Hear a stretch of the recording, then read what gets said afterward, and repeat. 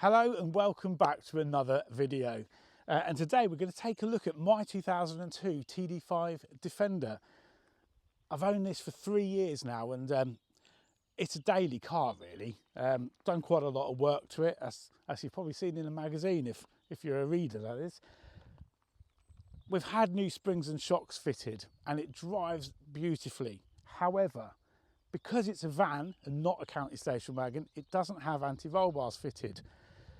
Land Rover have made our work a little bit easier because they've actually got the brackets already welded to the chassis, and which I don't think they do on the earlier ones. So all we need to do is go back to the workshop, fit front and rear anti-roll bars, and we're going to take this for a small drive now, round the roundabouts before the work and then again afterwards, and see if it makes a bit of a difference. So as I mentioned just a little while ago, we're going to just take this for a small drive and take it up to some roundabouts. And my usual route to the office is on these roundabouts. Every day I drive it, I think, just that sort of enough that you get left and right is too much to handle. So we want to get it fixed. So we'll quickly whiz up here and hopefully we'll demonstrate how bad it is. One of the things to mention is what's highlighted the need for extra handling is the fact that last year had this remapped by Gareth at Empire Tuning. So because you've got a bit more pace, the handling is what lets it down. I know it's no sports car, but I just want to be able to crack on a bit, you know. So we'll go round this roundabout. There's probably a few cars around, but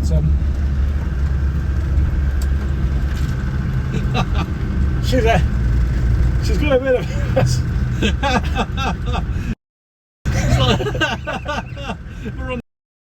and I'm not actually going very fast. So what catches you out when you're driving these is on some of the faster sort of B roads, when you've got left and rights, when you've got the left into the right and it kind of swings, it's kind of like it just spoils it. Everything else is absolutely perfect. The brakes, the suspension, just the handling needs sorting out. So we'll whiz along here and see how bad things can get. You probably can't hear me now because I'm in a Land Rover. We'll go round this roundabout and then we'll go straight on, and you can just feel this has to be improved. Has to be.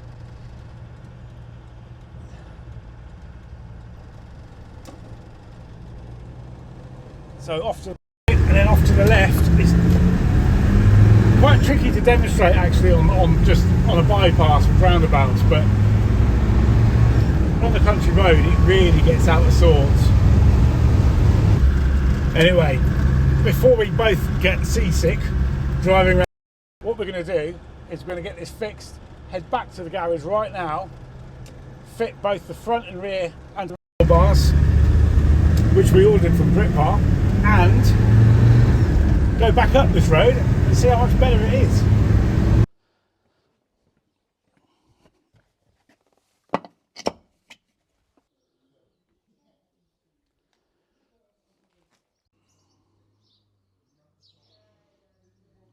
So here we have the anti-roll bar kit from Britpart for the front and the rear.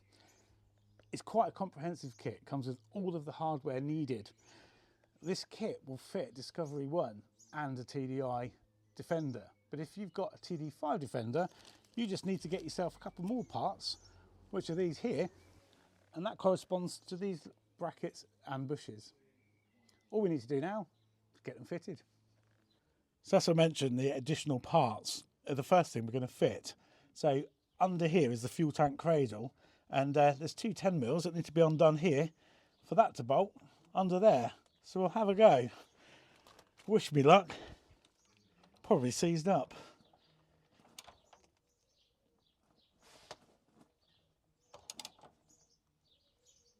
Oh no, the first one's undoing. Must be my lucky day. We're off to a good start, aren't we, Steve? So yeah, I say, must be my lucky day. The first one snaps. So the second one's undone without snapping. That's a result. Right, so that's all four out, apart from the first one, which snapped.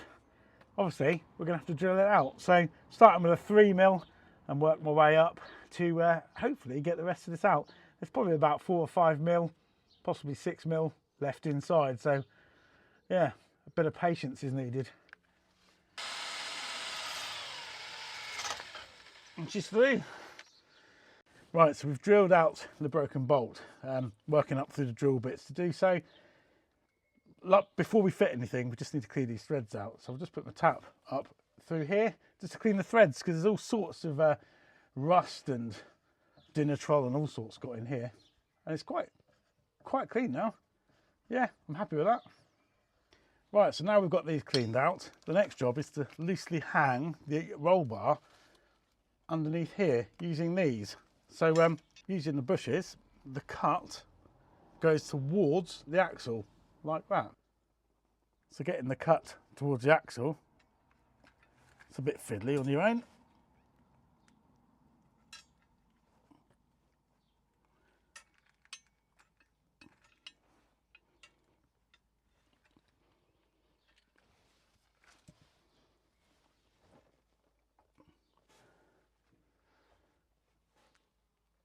Right, so now we've got this loosely in place, we're just fitting some drop links which go through the bracket that's already welded to the axle.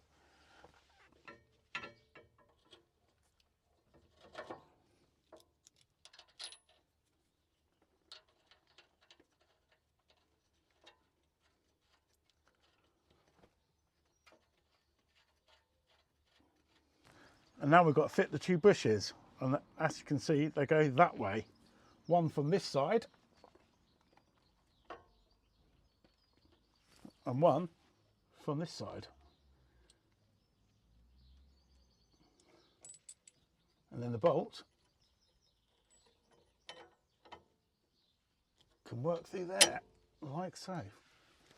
Right, so this is all now in place and ready to bolt up. So starting with the link bolt, with the bolt there, we're just going to do this castellated nut up with a 19mm, and then we're going to work our way round to here and back to the fuel tank cradle. So basically in reverse of when we undid it.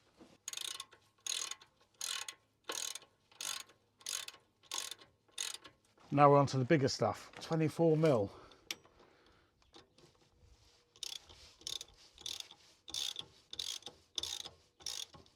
So I'm not going to over tighten these, because what we're going to do at the end is follow the manufacturer specification and get the torque wrench out. And I'll tell you what they are in a minute. Right, so we're on the home straight. The links are now done up, not yet torqued, which I'll do that at the end. We're just going to do these ones up and torque these ones up here. They're actually a castellated nut, so we need to put a split pin in here. So and then it's done. Moving on to the front. So these castellated nuts here are 40 newton meters of torque, but you do need to make sure that the holes line up to get the split pin through.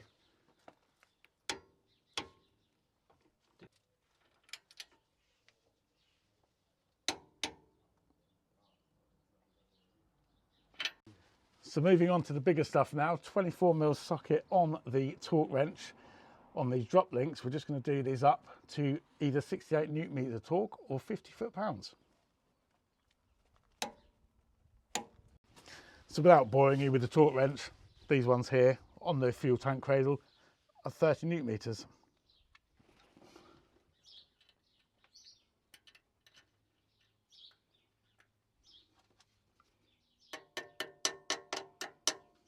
So just one bolt that needed drilling out. Fairly straightforward job, just follow the instructions, but the rear one is now done. Whiz this out onto the road, whiz it round, get the front done.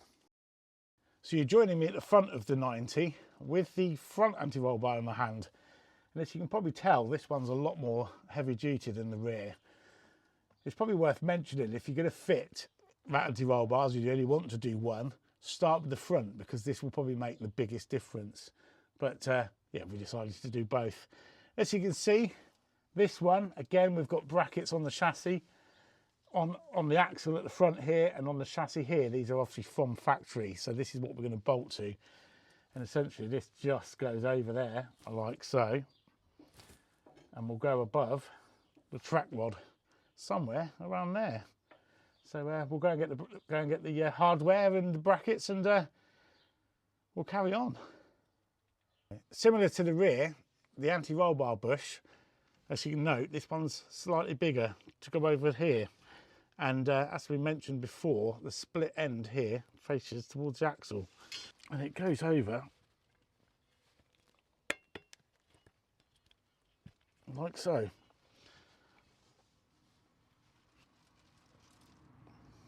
It's pretty self-explanatory. So we've got these brackets here that go over there like so. Obviously it's a bit rubbery, so it's a bit tight.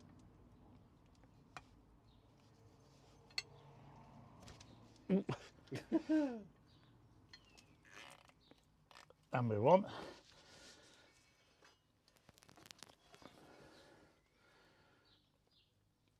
And we can offer that up like that. Okay, so front anti-roll bar is now in place. Slightly fiddlier than the rear. So just as a quick pointer, to get this drop link in here, we had to remove this again just to jiggle it in. You've got very limited space to get a spanner in here. But we followed again the guidelines, following the exact same torque settings as the rear. So if you listen to the first half of this video, you'll know what we're talking about. We've double checked everything.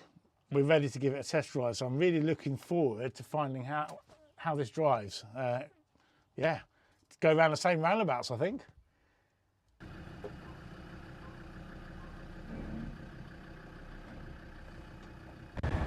Okay, so we're now back out on the bypass where there's a few roundabouts, so we can test the suspension. I can already feel that it feels a lot sharper. You just don't get that initial roll. So we're going to take it around this roundabout now and see what it feels like. Obviously, it's a 4x4 top heavy vehicle, so it's always going to have some body roll, but I think it's going to be a lot more controllable. And yeah, here we are around the roundabout. It is, we're going around this a lot quicker than earlier. I mean, not supercar fast. One thing I will say about the handling, it's unlike before the roll bars were fitted, is when it does right itself, it rights itself a lot quicker, so it sits up straight again, rather than that kind of delay, which was where it felt very, very sloppy. So we're going around here fairly fast, and then we've got a bit of a left off this roundabout now, and it just sits straight back up again. So a lot better. Right, so we're back from the test drive, and we've been done a few roundabouts, noticeably better handling. Obviously it's a high-sided vehicle, so you're still going to get a little bit of body roll, but well worth the investment. So for those who are interested, it's around 375 quid from most of the Britpart stockists. That's for the front and the rear. And obviously it took us a little longer to fit them because we're filming, showing you how to do it. But if you're on your own, just got to take your time and follow the instructions. But yeah, it was a good job, well done. So that's enough from me.